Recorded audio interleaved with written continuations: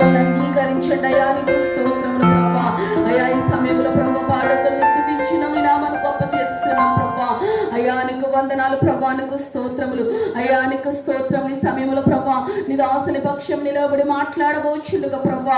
వాక్యమైన దేవా మాతో మాట్లాడండి ప్రభా. నీ వాక్యం మమ్మల్ని బ్రతికించేదయ్యా. మా బాధల్లో మాకు నెమ్మదినిచ్చేది ప్రభా. నీ వాక్యం బంగారము కంటేను, మేలిమి బంగారము కంటేను అయ్యా, జుండదేని ధారుల కంటే మధురమైనది ప్రభా. అట్టి శ్రేష్టమైన మాటలు మాకు వినిపించు ప్రభా. మా హృదయాన్ని ధైర్యపరచండి అయ్యా. నీకు స్తోత్రములు. మా హృదయాన్ని బలపరచండి అయ్యా. అయ్యా మాకు సమాధానములు సంతోషములు కలుగు చేయండి ప్రభా. అయ్యా పరిశుద్ధాత్మ దేవానికి వందనాలు ప్రభా. అయ్యా నీ సమయంలో ప్రభా తీసుకురావాల్సిన బిడ్డలు కూడా త్వరపెట్టి తీసుకురండి. ఎవరు అనాలోచనగా ఉండకుండా ప్రతి ఒక్క బిడ్డ నీ మందిరంలోకి వచ్చి ప్రభా మెండైన ఆశీర్వాదాలు పొందుకున్నట్లు సహాయం చేయండి. కూడి వచ్చిన ప్రతి ఒక్క బిడ్డను బట్టి నీకు వందనాలు ప్రభా. నీకు స్తోత్రములు ప్రభా. మరొకసారి మమ్మల్ని కూర్చున్న మమ్మల్ని అందరినీ స్వాదంలో తీసుకోండి ప్రభా. అయ్యా నీ మాటలు వినగలిగిన బుద్ధిని మాకు దయచేయమని వచ్చినాను దేవా. అదేవిధంగా నీ దాసులు కూడా విసిన చోటు మరుగుపరుచుకొని ప్రభా నీదైతే ప్రత్యక్షతతో ప్రభా మాతో అయ్యా నాయన తండ్రి సేని వాక్యములతో నాయన తండ్రి మాతో మాట్లాడి సరిదిద్ది అయ్యా నీ నైనా తండ్రి నీ త్రోవులో మమ్మల్ని నడిపించమనడుచు. ఇన్న వాక్యం మంచి నిలబడిన విత్తనముగా ఉండి అది మహావృక్షముగా ఫలించినట్లు సహాయం చేయమనడుచు. మీకే మహిమ ఘనత ప్రభావములు ఆపాదిస్తూ యేసు నామమున నడుచున్నాను తండ్రి. ఆమేన్.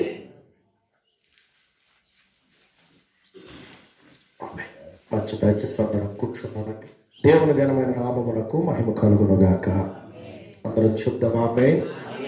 మంచిది పిల్లరా, ఈ రాత్రి వేళ మరొక పర్యాయం ఈ విధంగా దేవుని యొక్క సన్నిధానములో మనం అందరము కూడి ఉండడానికి మరి ప్రభువు మనకిచ్చిన ఇటు కృపను బట్టి, ఇటు ఆధిక్యతను బట్టి మరి ప్రభువును స్తుతిస్తూ చేరువచ్చిన మీకు అందరికీ మరొక పర్యాయము నాకు హృదయపూర్వక వందనాలు తెలియజేస్తా ఉన్నాను. అందరికి వందనాలు. చాలా సంతోషం పిల్లరా. మరి రాత్రి వేళ ఇంతవరకు చక్కని పాటలతో ప్రభువును స్తుతిస్తూ ఆయన నామాన్ని గణపరుస్తూ వచ్చాం పిల్లలు. చాలా సంతోషం.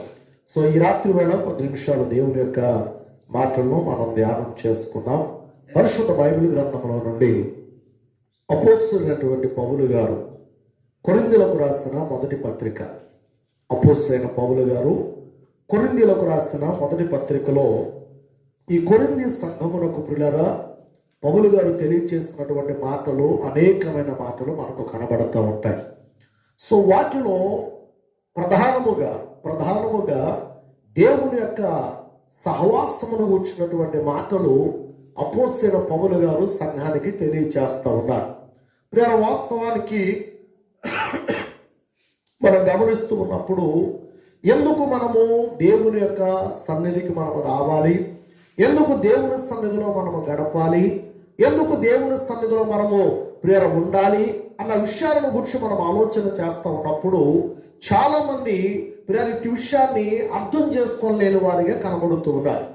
ప్రియారు ఏదో దేవుని సన్నిధి అంటే, దేవుని మందిరం అంటే ఏదో కేవలం ప్రియార సమయాన్ని వెచ్చించడం కొరకు, లేకపోతే అక్కడికి వెళ్ళి కొంత సమయం మనం ప్రార్థన చేసుకోవడం కొరకు, లేకపోతే దేవుని యొక్క దీవెనలు ఆశీర్వాదాలను పొందుకోవడం దాని కొరకు, లేకపోతే మనకున్నటువంటి అవసరతలు ఏమైతే ఉన్నాయో వాటిని దేవునికి చెప్పుకొని వాటిని మనము పొందుకోవడానికి లేక సంపాదించుకోవడానికి మాత్రమే దేవుని మందిరానికి వెళితే చాలు అన్నట్లుగా చాలా మంది ఈ రోజున పిల్లలు దేవుని మందిరాన్ని గూర్చిన సంపూర్ణ అవగాహన లేని వారిగా ఉంటా ఉన్నారు.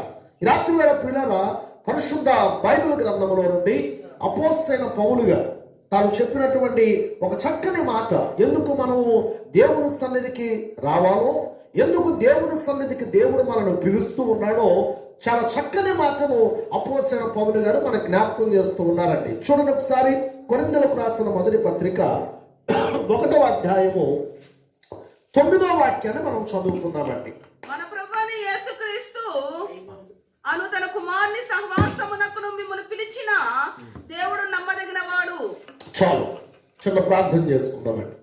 మహాగరుడ, మహోన్నతుడా, పరిశుద్ధుడా, నిత్య నివాసిన మా ప్రియ పరలోకపు తండ్రి, మీ యొక్క శ్రేష్టమైన ఉన్నతమైన ఘనమైన నామమును బట్టి మీకు స్తోత్రాలు తెలియపరుస్తా ఉన్నాం. రాత్రి వేళ ప్రభా ఇంతవరకు నీ సన్నిధి మాకు తోడుగా వచ్చి నీ నామములో ప్రభా జరిగించిన కార్యక్రమాలన్నిటిని బట్టి నీకు స్తోత్రాలు. ఈ సమయంలో ప్రభా నీ మాటలను మేము ధ్యానించుకోవాలని ఆశపడి నీ సన్నిధిలో ప్రభా నిలిచి ఉన్నటువంటి నన్ను మమ్మల్ని మీరు జ్ఞాపకం చేసుకోనండి ప్రభా. మీ వాక్కు ద్వారా నాతో మాతో మీరు మాట్లాడండి, మమ్మల్ని బలపరచి ప్రభా నీ యొక్క వాక్కు చేత మమ్మల్ని సరిచేసి వాక్యానుసారంగా మేము ముందు కొనసాగడానికి సహాయం చేయమని నిలువబడిన నన్ను మీ సిలువ చాటును మరుగుపరచి ఈ స్థలములో కేవలం నీ బోరగా, నీ పాత్రగా, నీ పదముట్టుగా, నీ సాధనముగా, నీ ఆయుధముగా నన్ను వాడుకొని మీ నామమునికే మహిమ తెచ్చుకునమని యేసు పరిశుద్ధ నామమును స్తుతించి అడిగి వేడుకొనుచున్నాము తండ్రి, ఆమేన్. ప్రభునందు ప్రియులారా, అపోస్తలుడైన పౌలు గారు ఈ కొరింథీ సంఘములకు ఈ పత్రికను రాస్తూ ఎందుకు దేవుడు మనను ఆయన సన్నిధికి పిలుస్తూ ఉన్నారు, ఎందుకు దేవుని యొక్క సన్నిధికి మనం రావాలి అని దేవుడు కోరుకుంటూ ఉన్నాడు అంటే ప్రియులారా, అక్కడ మనం చదువుతున్నటువంటి మాటలో 1వ అధ్యాయంలో 9వ వాక్యములో మనం చదివిన మాటలో చక్కని సమాధానం మనకు కనబడుతూ ఉంది. దయచేసి మరొకసారి చదవండి ఆ మాట. మన ప్రభు అయిన యేసుక్రీస్తు అను తన కుమారుని సహవాసమునకు మిమ్మల్ని పిలిచిన దేవుడు నమ్మదగిన వాడు. దేవుడికి స్తోత్రం కలుగునగాక. ప్రియులారా, మనం చదివిన ఈ లేఖన భాగంలో 2 విషయాలు మనకు కనబడుతున్నాయండి. ఎందుకు దేవుడు మనల్ని ఆయన సన్నిధికి రమ్మంటూ ఉన్నాడు అంటే ఆయనతో మనం సహవాసం చేయుట కొరకు. హల్లెలూయా చెప్పండి. ఎవరితో సహవాసం అండి? దేవునితో. ఈరోజున పిల్లరా, ఈ మాటను మనం చాలా జాగ్రత్తగా అర్థం చేసుకోవాలండి. లోకముతో మనం సహవాసం చేస్తే, ప్రియులారా, మనకున్నటువంటి స్నేహితులతో మనం సహవాసం చేస్తే, మనకున్నటువంటి బంధువులతో మనం సహవాసం చేస్తే, మనం కలిగి ఉన్నటువంటి ప్రియులారా ఆపద మిత్రులతో మనం సహవాసం చేస్తే మనకు కలిగే లాభం ఏంటో నాకైతే తెలియదు, కానీ పరిశుద్ధ బైబిల్ గ్రంథములో చాలా స్పష్టముగా దేవునితో మనము సహవాసం చేయగలిగితే, ఆయనతో సహవాసము చేసిన వారి పట్లండి దేవుడు రెండవదిగా నమ్మదగిన వాడిగా ఆయన ఉంటాడు. హల్లెలూయా చెప్పండి. అవునండి, లోకములో పిల్లరా మనం ఎవరితో సహవాసం చేసినా, ప్రియులారా ఎవరితో మనం స్నేహాన్ని కలిగి ఉంటూ ఉన్నా, ప్రియులారా వారు ఎంతవరకు నమ్మకస్తులుగా ఉంటారో మనకు తెలియదు. అవసరమైతే వారు మనల్ని నమ్మించి కూడా చెప్పరండి నమ్మకస్తులుగానే ఉంటూ, మంచి స్నేహితులుగానే ఉంటూ, ప్రియులారా మనకు అన్ని విషయాలలో మీకెందుకు నేనున్నాను మీకు అన్నట్లుగా ప్రియులారా వారు మనతోనే ఉన్నప్పటికీ కొన్ని సందర్భాలలో వారు మనల్ని ఏం చేస్తారో తెలుసండి? మోసపరుస్తారు. కొన్ని సందర్భాల్లో వారు మనల్ని నమ్మించే నమ్మక ద్రోహం చేస్తారు. కనుక పరిశుద్ధ గ్రంథంలో రాయబడుతున్న మాట ఏమిటంటే ఏ మనుషుడునో నమ్మదగిన వాడు కాడు. వారు స్నేహితులైనా, ఏమంటే వారు మన ఇరుగు పొరుగు వారైనా, వారు పిల్లల మన యొక్క తోబుట్టువులే అయినా, ఏమంటే వారు ఎవరైనప్పటికీ లేఖనంలో స్పష్టంగా రాయబడుతున్న మాట ఏమిటంటే ఏ మనుషుడు నమ్మదగిన వాడు కాడు. అందుకనే కీర్తన గ్రంథంలో 118వ సంకీర్తనలో ప్రియులారా చక్కని విషయాన్ని దేవాతి దేవుడు మనకు జ్ఞాపకం చేస్తూ ఉన్నాడండి. చూడండి ఒకసారి కీర్తన గ్రంథము 118వ కీర్తనలో మనుషులను నమ్ముకొనుట కంటే యెహోవాను ఆశ్రయించుట మేలు అని లేఖనం స్పష్టంగా తెలియచేస్తూ ఉన్నదండి. దయచేసి కీర్తన గ్రంథం 118వ సంకీర్తన 8-9 వాక్యాలను మనం చదువుకుందాం. మనుషులను నమ్ముకొనుట కంటే యెహోవాను ఆశ్రయించుట మేలు. రాజులను నమ్ముకొనుట కంటే యెహోవాను ఆశ్రయించుట మేలు. కనుక నా ప్రభునందు పిల్లరా, ఈ రోజున ఒకవేళ మనుషులతో మనం సహవాసం చేస్తే, మనుషులను మనం నమ్ముకొని ఉంటే, మనుషుల మీద మనం ఆధారపడి ఉంటే, ఈ మనుషుడు నమ్మతగిన వాడు కాదు గనుక, నమ్మక ద్రోహం చేసేవాడు గనుక, మనం ఎంత సహవాసమును కలిగి వారితో మనం ఉంటున్నప్పటికీ ఏదో ఒక దినాన వారు తప్పక మనల్ని ఏం చేస్తారు చెప్పండి? ఏం చేస్తారు? నిట్ట నిలువును ముంచేస్తారు. కానీ దేవుడు ఆయన నమ్మదగిన వాడు. దేవునికి స్తోత్రం కలుగునుగాక. అందుకని అపోస్తలుడైన పౌలు గారు లేఖనములో తెలియచేస్తున్న మాట, మనమైతే నమ్మతగిన వారు, కానీ దేవుడు నమ్మదగిన వాడండి. నమ్మదగిన వాడు. ఒకసారి ఆ లేఖనాన్ని కూడా మనం చదువుదాం. చూడండి, తిమోతికి రాసిన పత్రికలో నుండి అపోస్తలుడైన పౌలు గారు ఆ విషయాన్ని చాలా స్పష్టంగా తెలియజేస్తూ ఉన్నాడండి. మన పరిస్థితి, మనము కలిగి ఉన్నటువంటి స్నేహితుల యొక్క పరిస్థితి, మనము ఎవరితోనైతే సహవాసం చేస్తున్నామో ఇటువంటి మనుషులందరూ కూడా ఏమై ఉన్నారో అన్న విషయాన్ని పౌలు గారు తెలియజేస్తూ ఉన్నాడు. చూడండి, తిమోతికి రాసిన 2వ పత్రిక 2వ అధ్యాయము 13వ వాక్యం అండి. మనము నమ్మదగిన వారమైనను అయినను దేవుడు, చెప్పండి, దేవుడు నమ్మదగిన వాడు. ఆయన నమ్మదగిన వాడు కనుక పిల్లరా, ఆ నమ్మదగిన దేవుడు మనను ఆహ్వానిస్తా ఉన్నాడు ఆయన సహవాసం కొరకు. ఇంగ్లీష్లో దాన్ని ఏమన్నారు అంటే ఫెలోషిప్. దానికి మరొక పర్యాయం పదం ఏంటంటే ఫ్రెండ్షిప్.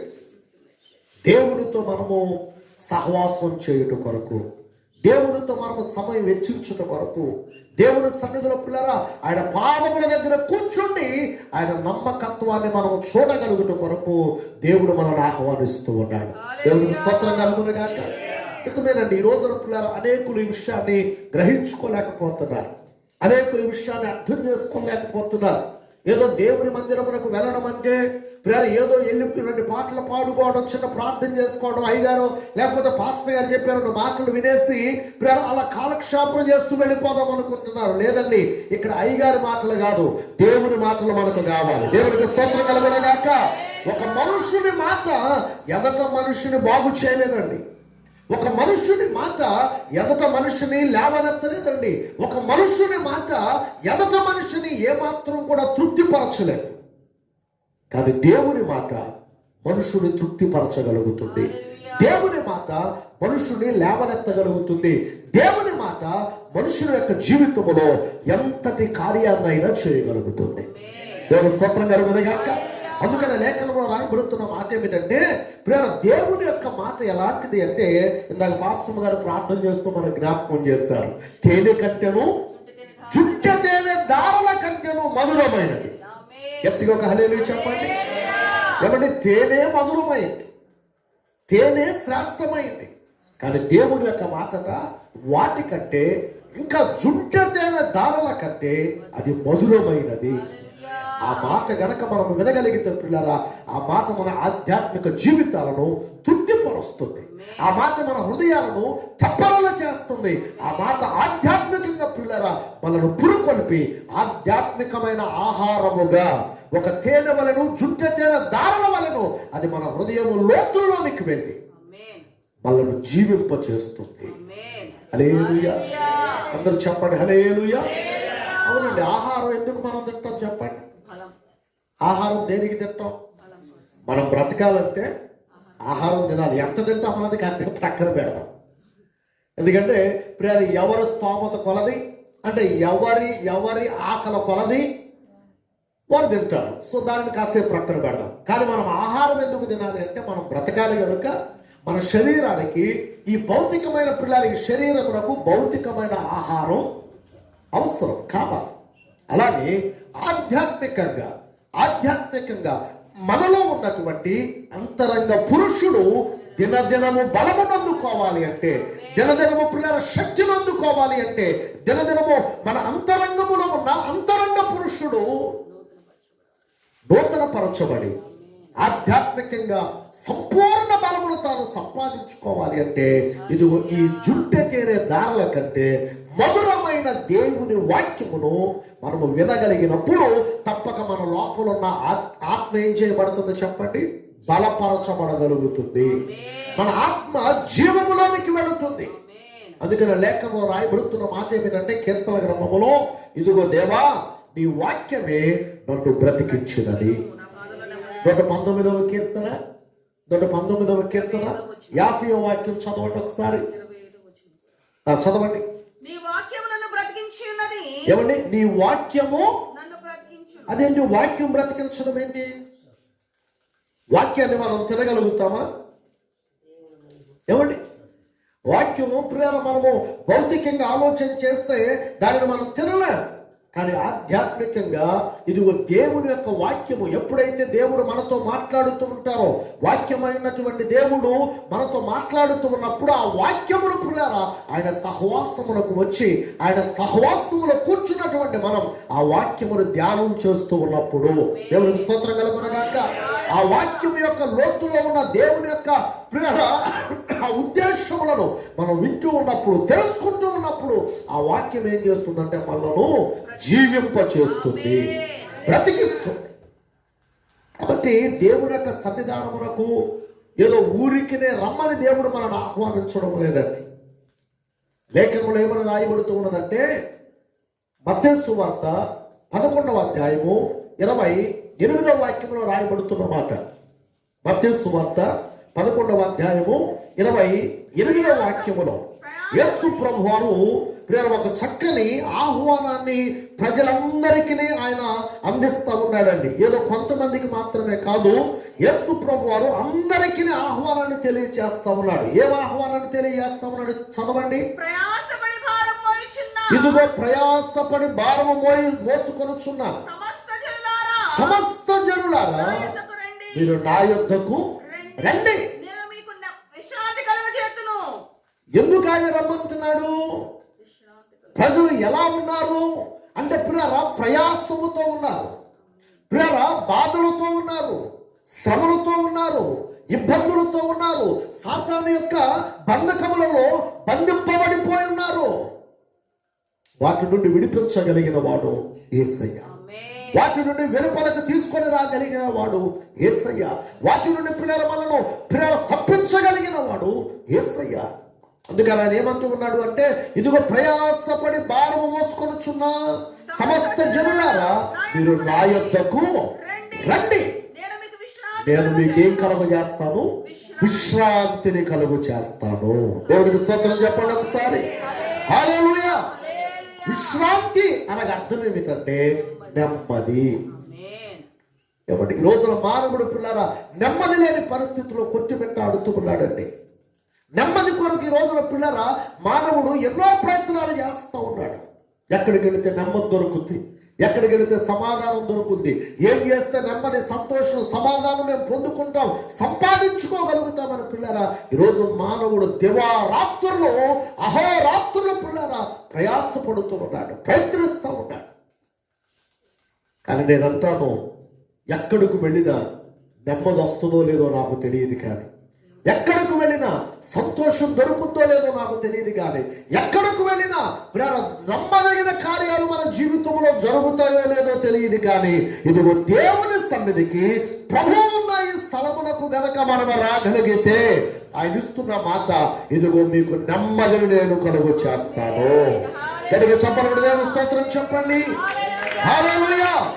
మొదటిగా మనం నేర్చుకున్న మాట ఏమిటంటే ఇదిగో మిమ్మల్ని ఎందుకు నా సహవాసములకు రమ్మని ఆహ్వానిస్తూ ఉన్నాను అంటే నమ్మదగిన దేవునిగా నమ్మకమైన కార్యాలు చేయడానికి. రెండవదిగా ఎందుకు దేవుని యొక్క సన్నిధికి రావాలి అని ప్రభువు మనల్ని ఆహ్వానిస్తూ ఉన్నాడు అంటే ఇదిగో మనల్ని నెమ్మదితో నింపడానికి. హల్లెలూయా. దానికి ముందుగా రెండవ మాట మీకు జ్ఞాపకం చేస్తాను, మనను తన వాక్యము ద్వారా జీవింప చేయడానికి. మొదటిది నమ్మదగిన దేవుడు నమ్మకమైన కార్యాలు మన జీవితంలో చేయడానికి. రెండవదిగా నమ్మదగిన దేవుడు మనను తన వాక్యము ద్వారా మనను జీవింప చేయడానికి. మూడవదిగా ఎందుకు ఆయన మనల్ని ఆహ్వానిస్తూ ఉన్నాడు అంటే నెమ్మదిని మనకు కలుగు చేయడానికి. హల్లెలూయా. నిజమేనండి. ఈ రోజున పిల్లరా ఇటువంటి పరిస్థితిని మనం చూస్తూ ఉన్నప్పుడు ఈ నమ్మదగిన దేవుని సన్నిధికి రాలేక అనేకులు పిల్లరా ఇటువంటి ఆశీర్వాదాలను కోల్పోతూ ఉన్నారు.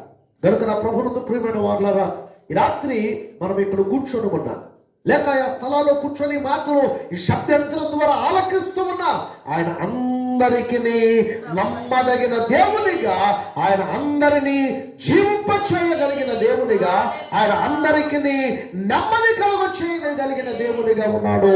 ఆయన పేరే మనం ఆరాధిస్తూ ఉన్న నజరేయుడైన యేసు. ఆయనకు అసాధ్యమైనది ఏది లేదు. మనం రాగలిగితే చాలు, ఆయనతో సహవాసం చేయగలిగితే చాలు, ఆయన ఏదైనా మన జీవితంలో చేయగలిగిన మాట. ఆయన చెప్పిన మాట ఏంటో తెలుసా? నాకు అసాధ్యమైనది ఏదైనా కాదా? ఆయనకు అసాధ్యమైనది ఏదీ లేదండి. ఈరోజు మన పరిస్థితులన్నిటినీ ఆయన చక్కబెట్టువాడై ఉన్నాడు.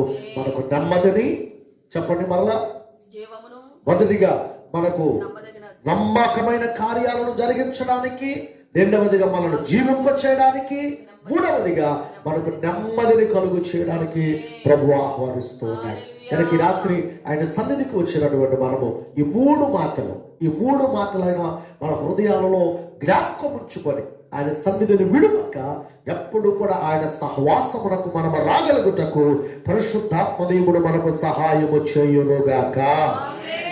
ఒక రోజునట ఒక భార్యాభర్తలు ఇరువురు ప్రతిరోజు కూడా వారిద్దరి మధ్యన గొడవ జరుగుతూ ఉందట. ముగింపులోకి వచ్చేస్తున్నా. ఆ గొడవ ఏంటంటే ప్రతిరోజు కూడా భార్య ప్రార్థనకు వెళుతూ, ప్రార్థన ఉన్న ప్రతిసారి ప్రార్థనలో పాలు పొందుతూ వస్తుందట. ఏ రోజు కూడా తన భర్తతో, నాయన ఈ రోజైనా వస్తావా ప్రార్థన కంటే, ఈరోజు రాలే రేపు వస్తాలే అంటా వచ్చాడట.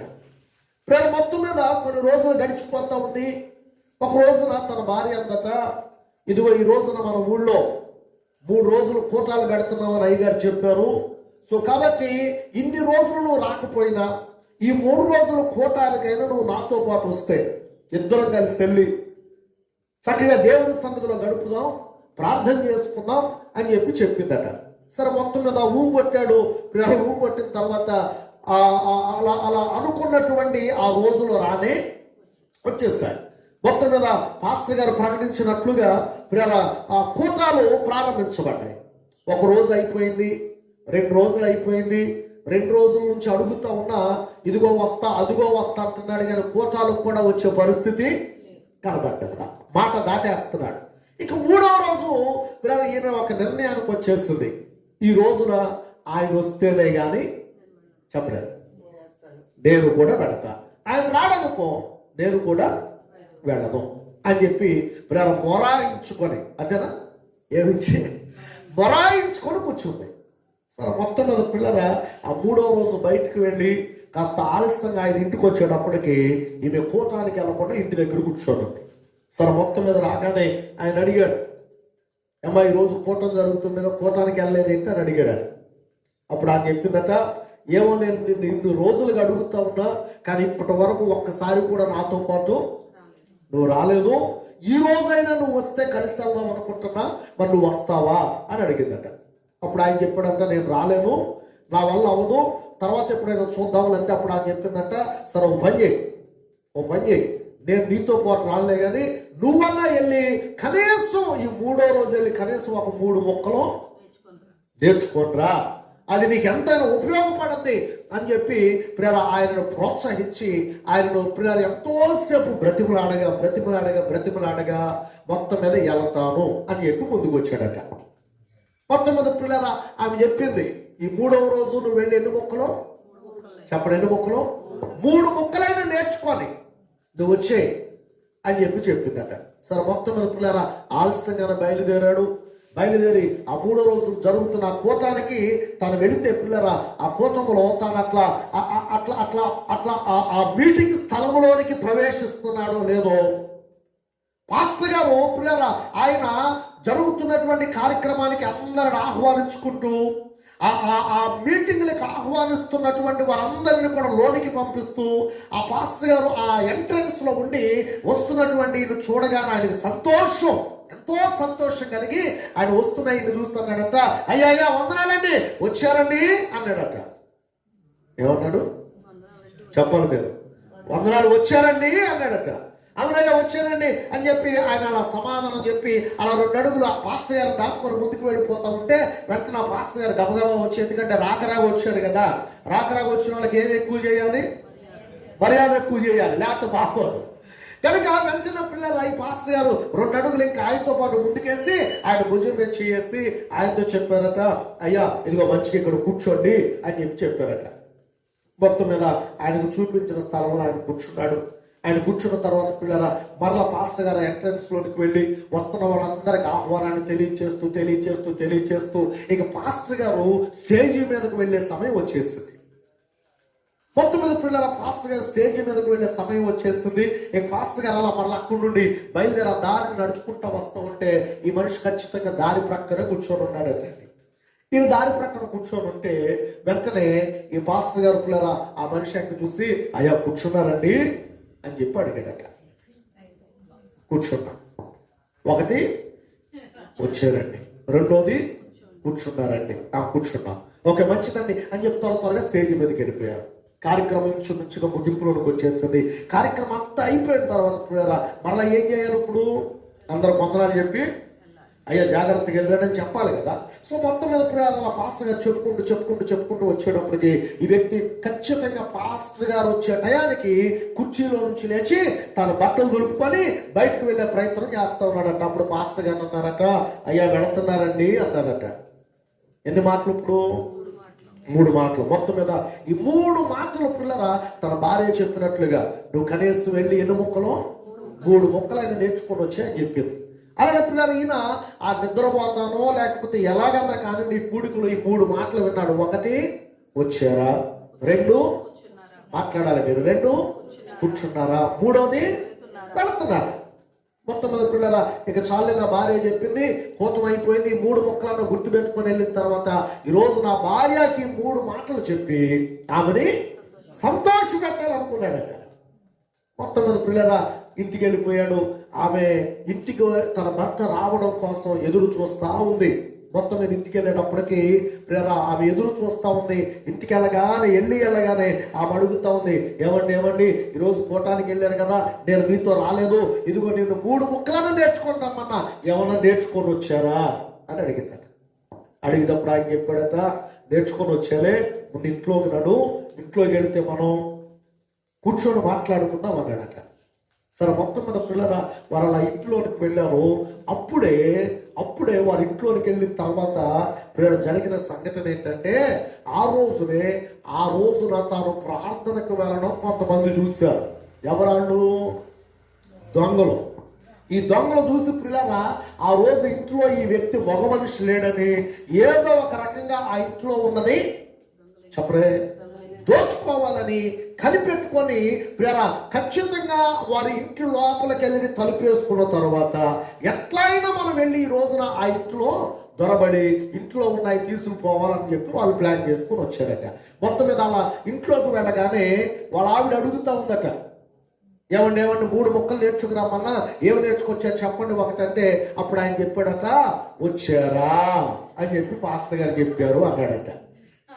అప్పుడే దొంగలు ఆ ఇంటి దగ్గరలో వస్తున్నారట.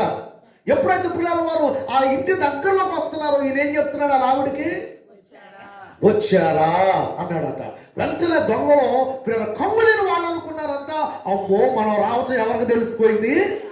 వీళ్ళకి తెలిసిపోయింది. సో కాబట్టి అరే అందరూ దాక్కుందాం రండ్రా అని చెప్పి గబగబ వెళ్ళి అందరూ కూడా గోడ చాటున అలా నక్కి కూర్చున్నారట. అప్పుడు ఆ ఆవిడ అడిగిందట, ఏమంటే ఇంకేం చెప్పారు అంటే అప్పుడు ఆయన చెప్పాడట, కూర్చున్నారా అని అన్నాడట. ఇప్పుడు దొంగలకి గుండెల్లో రాయి పడిపోయింది. అరే ఒకటి మనం రావడం తెలిసిపోయింది, రెండవది మనం కూర్చోవడం తెలిసిపోయింది. సో కాబట్టి ఈ రోజున మనం దొంగతనం చేయడం మన వల్ల కాదు, ఈ రోజు కాదులే ఇంకో రోజు చూద్దాంలే అని చెప్పి అక్కడి నుంచి నిదానంగా లేచి ఒకడానికి మాలో కూడా అలా బయటికి అక్కడి నుంచి పారిపోయే ప్రయత్నం చేస్తూ ఉన్నారట. అప్పుడు ఆ ఆవిడ అడుగుతుందట లోపల, ఇంకా 3వ మాట ఏంటండి, 3వ ముక్క ఏమి నేర్చుకొచ్చారండి అంటే అప్పుడు ఆయన చెప్పాడట, ఏముంది వెళుతున్నారా అన్నాడట.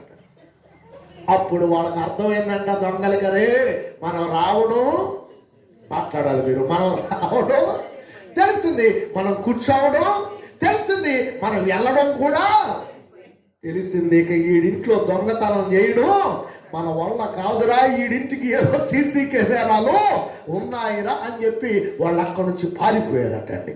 ఎందుకు ఈ మాటలు మీకు చెప్తున్నానంటే దేవుని సన్నిధిలో మనం గడపగలిగితే దేవుడు ఏదో ఒక మాట చేత ఆయన మనల్ని కాపాడుతూ మనకు చెందిన సమస్తాన్ని ఆయన కాపాడుతాడు. దేవునికి స్తోత్రం కలుగునగాక. అవునండి, ఈ రోజున కాపాడుకోవడం కోసం చూడండి సీసీ కెమెరాలు పెడుతున్నారు. అవునా, సీసీ కెమెరాల నుంచి ఎవరు తప్పించుకోలేకపోతున్నారండి.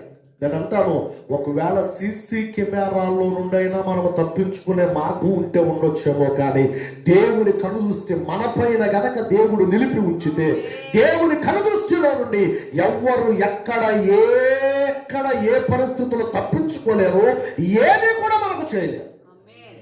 గట్టిగా స్తోత్రం చెప్పండి. అవునండి, యోబు గ్రంథంలో రాయబడిన మాటలు అది. యోబు గారికి, తన కుటుంబానికి, తన కలిగిన ప్రియుల ఆస్తికి, తన కలిగిన సమస్తానికి దేవుడు ఏం వేసాడట? కంచు వేసేసాడట. కాబట్టి పిల్లరా, ఈ రాత్రి వేళ మనము కూడా మన వ్యక్తిగత జీవితంలో దేవునితో మనం సహవాసం చేయగలిగితే, అనగా దేవుని సన్నిధిలో మనం ఉండగలిగితే, చెప్పండి, మొదటిగా దేవుడు ఏం చేస్తాడు? నమ్మదగిన కార్యాలు చేస్తాడు. రెండవదిగా దేవుడు మనల్ని తన వాక్కు చేత జీవింప చేస్తాడు. మూడవదిగా దేవుడు ఏం చేస్తాడు అంటే మనకు నెమ్మదిని కలుగు చేస్తాడు. కాబట్టి రాత్రి ప్రభు సన్నిధిలో తప్పక అలా ప్రభు సన్నిధిలో మనం ఆయన సహవాసములకు వస్తూ సహవాసములో ఉన్న ఇట్టి ఆశీర్వాదాలను మనమందరము పొందుకుంటూ ముందుకు సాగిపోవడానికి ఆ పరిశుద్ధాత్మ దేవుడు మనందరికీ సహాయము చేయునుగాక. ఇట్టి మాటలు దేవుడు మనందరి వెనుకడిలో దీవించి ఆశీర్వదించునుగాక. ఆమెను ప్రార్థన చేద్దాం. దయచేసి అందరూ తలలో వచ్చుదాం, కళ్ళు మూసుకుందాం, మోకరిద్దాం. ప్రభు సన్నిధిలో ఒక చిన్న ప్రార్థన అండి. ఈ రాత్రి వేళ పిల్లరా, ఈ రాత్రి వేళ దేవుని యొక్క సన్నిధానంలో ఉన్నటువంటి మనం ఏదో కేవలం వచ్చాము వెళ్ళాము అన్నట్లుగా కాకుండా, ప్రేర ఎందుకు ఆయన సన్నిధికి మనం వచ్చామో, ఆయన సన్నిధికి రావడం ద్వారా మనకు కలుగుతున్న ప్రేర మేలేమిటో, ఆయన సన్నిధిలో మనం ఉండడం ద్వారా మనకు కలుగుతున్న ప్రయోజనం ఏమిటో ఈ రాత్రి పిల్లల పరిశుద్ధాత్మ దేవుడు అతి క్లుప్తంగా దేవుని వాక్కు చేత మనతో మాట్లాడుతూ వచ్చారు. కనుక ఆయన మాటలను విన్నటువంటి మనము ప్రభు సన్నిధిలో, అవును నాయన, ఈ సన్నిధిలోనికి మేము రావడం ద్వారా, ఇదిగో మీతో సహవాసం చేయడం ద్వారా నాయన మా జీవితాలలో నాయన నమ్మదగిన కార్యాలు, నమ్మదగిన దేవుడిగా మా జీవితంలో జరిగిస్తామని మాకు బోధించామయ్యా. అంత మాత్రమే కాదయ్యా, ఇదిగో నీ సన్నిధికి మేము రావడం ద్వారా నీ వాక్కు చేత మమ్మలను జీవింప చేస్తామని నీవు మాతో మాట్లాడుతూ వచ్చావయ్యా. అంత మాత్రమే కాదు నాయన, ఇదిగో నీ సన్నిధికి మేము రావడం ద్వారా ప్రభా మా వ్యక్తిగత జీవితాలలో మాకు నెమ్మదిని కలుగు చేస్తామని నువ్వు మాట్లాడావు ప్రభువా. కనుక రాత్రి అయ్యా నీ సన్నిధిలో ఉన్న నన్ను జ్ఞాపకం చేసుకోనండి, నీ సన్నిధిలో ఉన్న నన్ను జ్ఞాపకం చేసుకోనండి అయ్యా. ఇంకను నన్ను బలపరచండి, ఇంకను నీ సహవాసమునకు అయ్యా నేను రాగలుగుటకు అయ్యా నన్ను ప్రోత్సహించండి అయ్యా. చెబుదామండి, ప్రభుతో చెబుదాం, నన్ను ప్రోత్సహించండి అయ్యా. నీ సన్నిధికి రాగలుగుటకు నాకు సహాయము చేయండి అయ్యా. ఎక్కడ ఆటంకాలు రానివ్వద్దు నాయన, ఎక్కడ అడ్డుబండలు నా మార్గంలో ఉండనివ్వద్దయ్యా.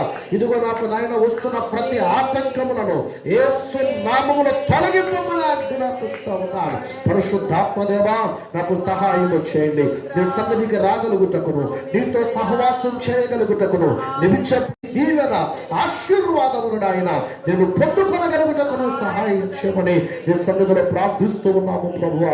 సహాయం చేయండి అయ్యా.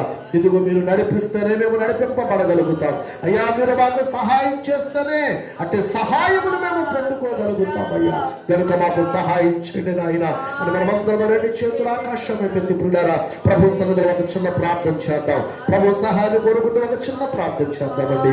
మా మంచి యేసయ్యా నీకు స్తోత్రాలు నాయన. ఈ రాత్రి వేళ ప్రభువా నీ వాక్కు ద్వారా అందరితో మీరు మాట్లాడినందుకే నీకు స్తోత్రాలు. నిజమే నాయన.